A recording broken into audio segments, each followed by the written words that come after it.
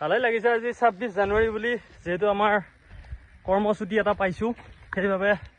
আজি জীৱনটো নিজৰ নামত এটা এক্সপ্ল'ৰ কৰিছোঁ আপোনালোকৰ দেখাওঁ বুলি আহিছোঁ ইমান ধুনীয়া ব্ৰহ্মপুত্ৰ নদীৰ গালে আমি এতিয়া ফুৰিব যাম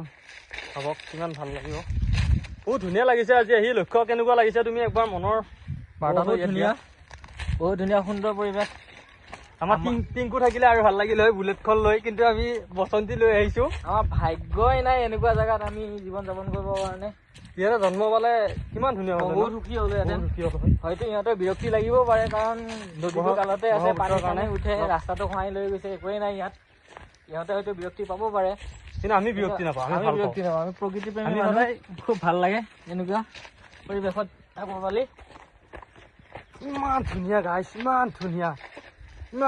ইফালে পাহাৰ ইফালে ব্ৰহ্মপুত্ৰ ইয়াতকৈ কি লাগে আৰু আহি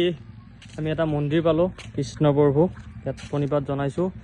আৰু ইয়াৰ পৰা ৰাস্তাটো যিটো শেষ হৈছে সেইবাবে আমি ইয়াতে গাড়ীখন পাৰ্কিং কৰি কিছু সময় আমি খোজকাঢ়ি এক্সপ্ল'ৰ কৰিম লক্ষ্যময় ইয়াৰ ৰাস্তা নাই গাইছ ইয়াৰ পৰা ৰাস্তাই নাই এইটো ব্ৰহ্মপুত্ৰ চাওক এইটো ব্ৰহ্মপুত্ৰ বাইক চাইক একো নাহে আমি খোজকাঢ়ি যাব লাগিব এতিয়া অলপ আমি খোজকাঢ়ি এক্সপ্ল'ৰ কৰোঁ আজি কাম অন